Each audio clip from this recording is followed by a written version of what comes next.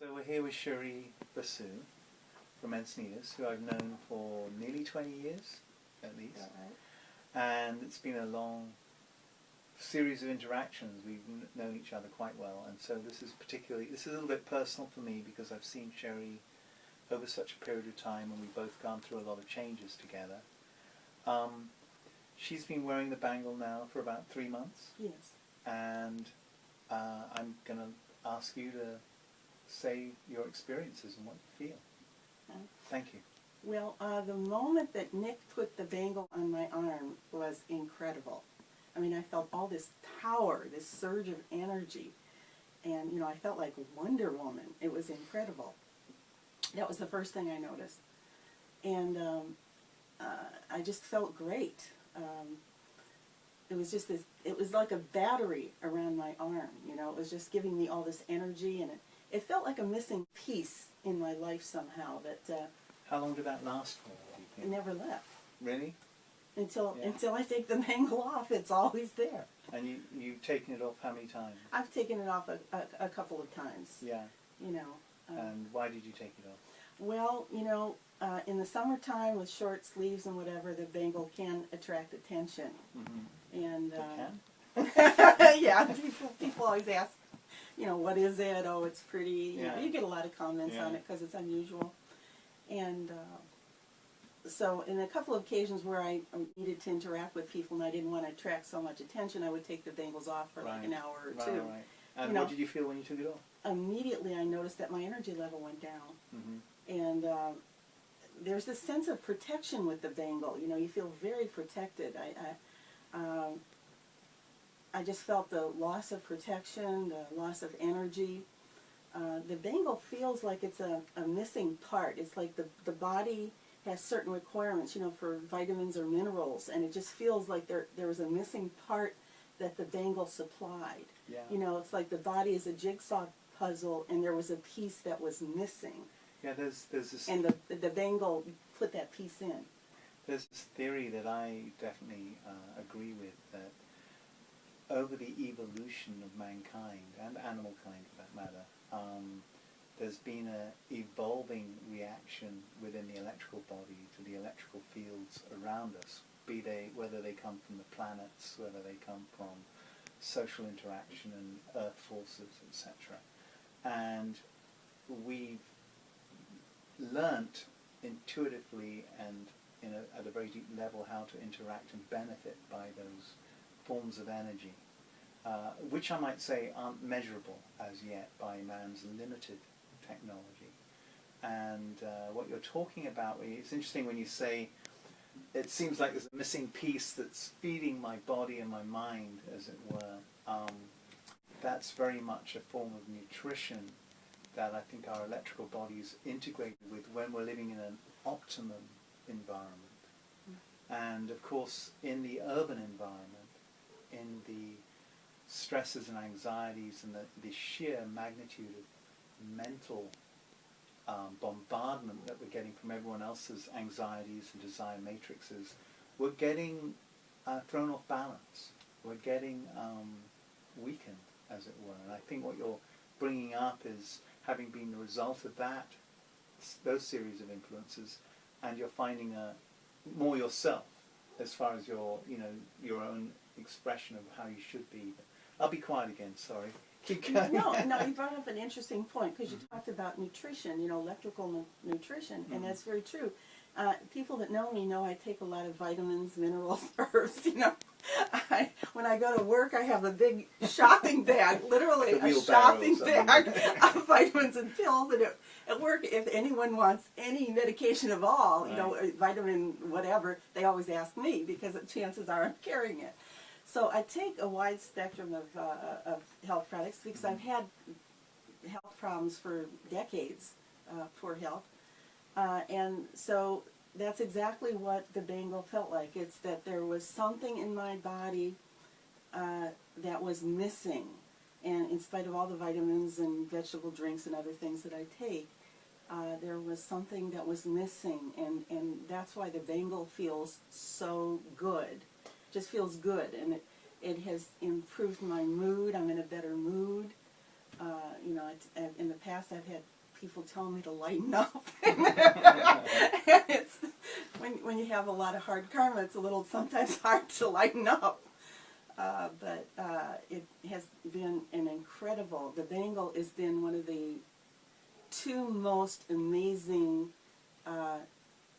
beneficial health influences in my life. The bangle is the number one, and number two, right up there, is the alkaline ionized water. Both things have changed my life in 180 degrees and put it on a course that I never, ever thought was possible. It's very interesting that you mentioned that it's lightened your mood and brought you, into a more joyous space. I've had a lot of other clients wear the meditation bangle, and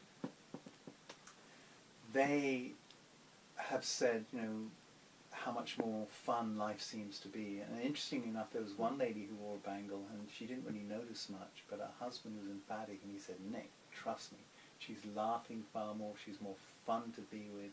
There's a huge difference in her outlook. I can see the difference." And that's happened quite a few times, where a second party living with the person goes, "Oh, I can notice the difference big time," but the actual person wearing it isn't quite as adamant about it. So you notice this shift in energy, and obviously whenever there is a shift in energy and it's an uplifting one, other developments will occur. And so you've lived this life of incredible health challenges that we both know about. What has any things been decided upon since you've been wearing it? Oh, well, one of the most unexpected things for me was that I was able to give up coffee and sugar. Now, I've had fairly serious health problems for decades, and the things that the doctors have always told me is that you have to give up sugar and coffee or you're never going to really achieve health. And it was the one thing I could never do. I was a very serious coffee and sugar addict, and I could give it up for some time. I could give it up for a couple of months or a couple of weeks, but I could never give it up permanently. And in fact, even when I did give it up, I knew it was because of my health, because I had to. My health was getting worse, and I had to do something. So I would give it up. But it was kind of like a prisoner counting the days to when you can have it again. So I thought, okay, this isn't too bad. I can give up coffee and sugar for 2 or 3 months, because at the end, I could have my ice cream or coffee or whatever.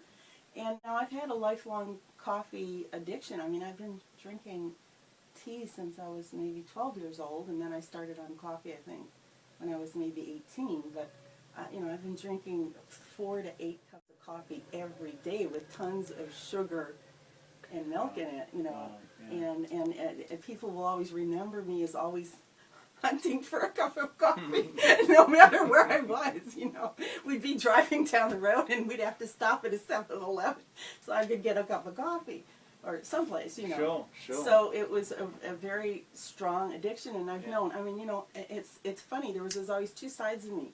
The one side focused on health because I had so many health problems, and so I read all these health books, and I take these vegetable juices and have the most extensive vitamins and minerals, and go to all these doctors, but one single thing that I needed to do for my health to bring it up to a better level, I was unable to do. And the coffee had such a grip on me. And in fact, I remember some years ago I was watching a TV program about addicts, different kind of drug addicts. Right. And they showed a picture of a heroin addict in a third world country, and he'd been using heroin for quite some time, years I guess, and he was just all skin and bones, literally very emaciated, and he was still shooting himself up. And the narrator said, and this person is probably going to die very shortly. He is unable to control his compulsion. And that's kind of the way I was with coffee and sugar. So it would have destroyed my health, but I couldn't. So you've given up coffee? Yes. Yeah.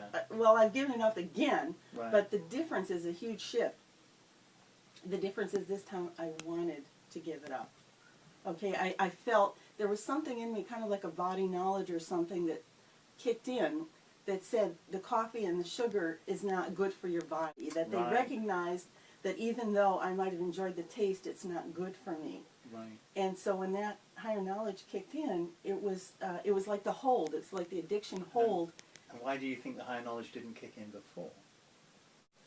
I don't know. I'm not really sure. I can only, it has to be the bangle. What Yeah, else could it be? yeah, I mean, I've tried willpower before. It must be the bangle. I think what you're saying is interesting, and you know your situation's not unique at all with other people I've spoken to. There's just different modalities and different forms. And I've spoke to one person who wore the bangle, and he was a very heavy drinker. And I mean, you know, bottle of scotch on the weekend wasn't an unusual procedure, let's put it that way, for one evening. And he put on the bangle, and without any pre-thought, any pre-planning, any concept that he was going to stop drinking alcohol, it just happened. He said, Nick, I put on the bangle, I just don't feel like drinking alcohol, I can't believe it. And, and his wife couldn't believe it either. She was absolutely thrilled and insists he doesn't take it off. And other people have been saying the same things. And you mentioned a term, this higher knowledge that's inherent inside your mind that perhaps previously hadn't been given enough respect and territory, now seems to have more say in your decision-making process, which is why it was easier for you to just quit the coffee. And that would be the same story I've heard fairly repetitively from other people with other drugs. And it's quite amazing. And when you think about it, and I've said this before in other videos, but I like repeating it because it's such an important perspective.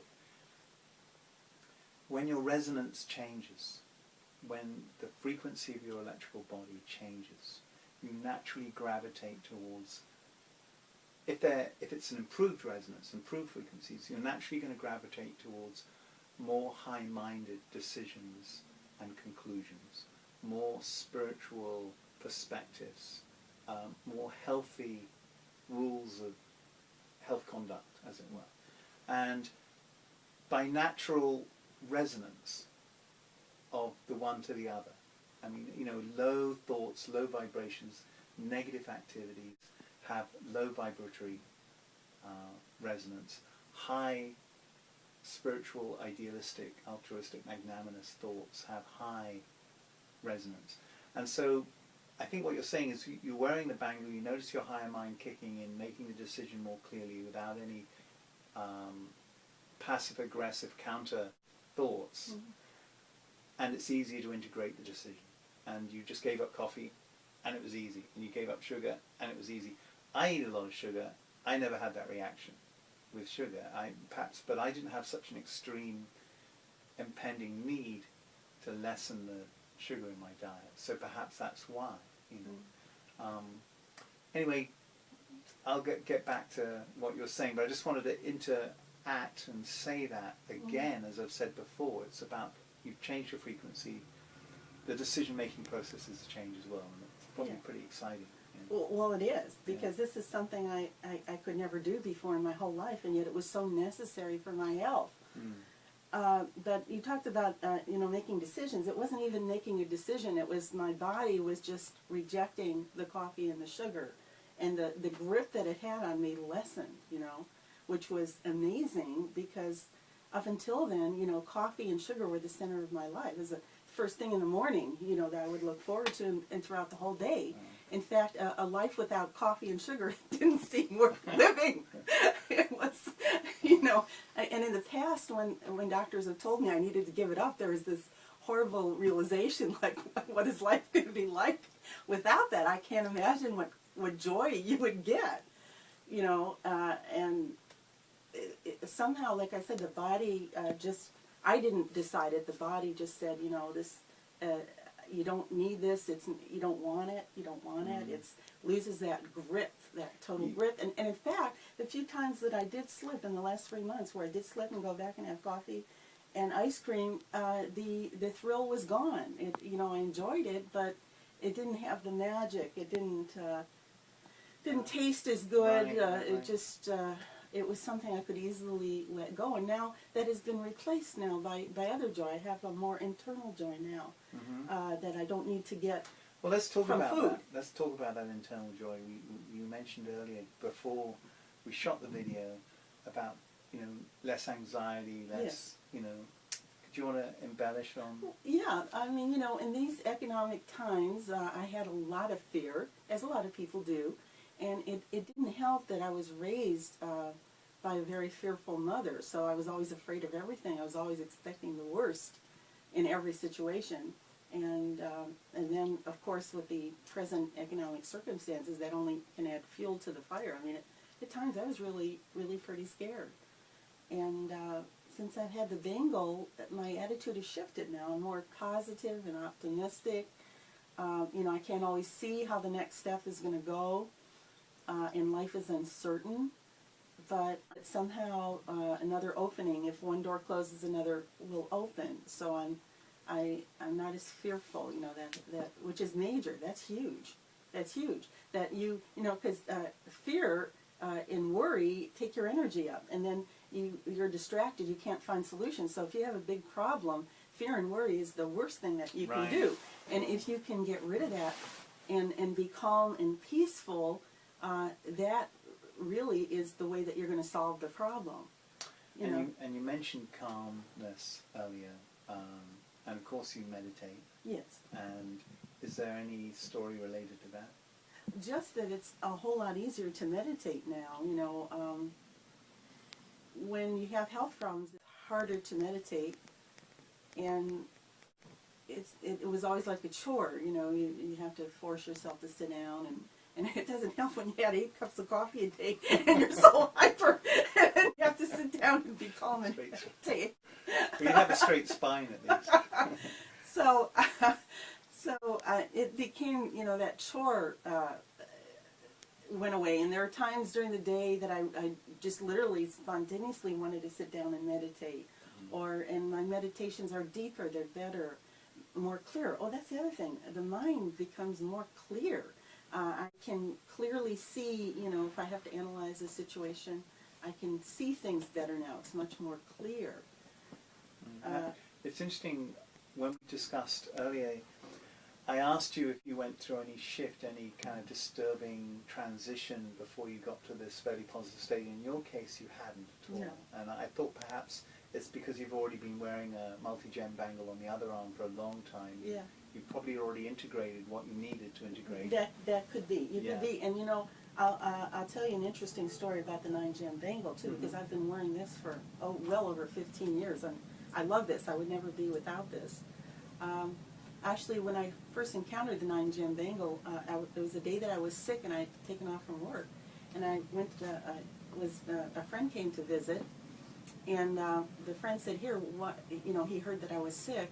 He said, here, well, why don't you put this on? And, of course, I'd never heard of the bangle before. I thought I was amazed. So he put the bangle on, and I started wearing the bangle, and in a half hour, I felt better. And I said, well, now, this could be a coincidence. So I took the bangle off.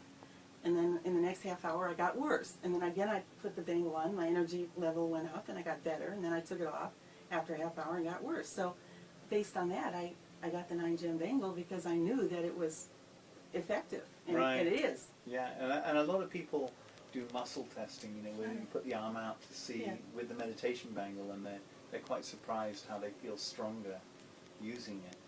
And you know, the thing about the meditation bangle is it's so powerful that again and again I have certain people wear it, and their first day or their first few hours, it might pull up emotional issues, it might disorientate them a little bit about how they're expecting to have their day, and they think, oh, it's too powerful, and really all that's going on, again and again I say this, is they're going from one set of frequencies and thought patterns, and there's a shift to another frequency. The bangle can't take you further, you can only take yourself further, but the bangle creates a positive shift.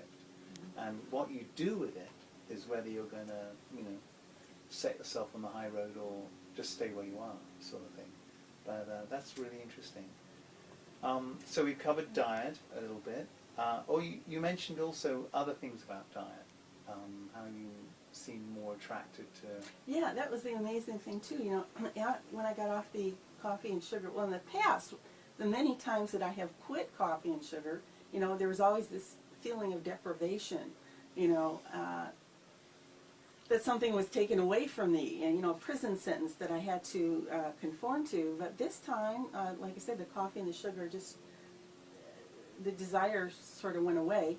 But with it came a desire to really take better care of my body and improve my diet. Now, in the past, you know,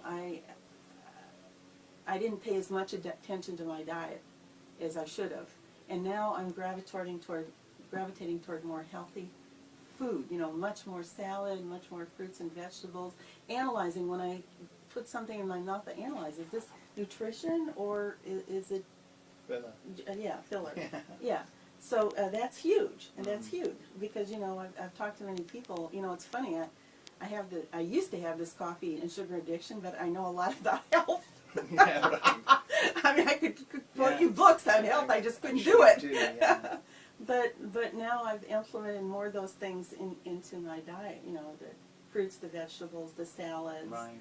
etc. And the food tastes better. That's the amazing thing. And the amazing thing, I never ever thought this was possible, that I could be happy and look forward to life without coffee and sugar. But Yeah. that is true. And of course, consequently, my health has improved.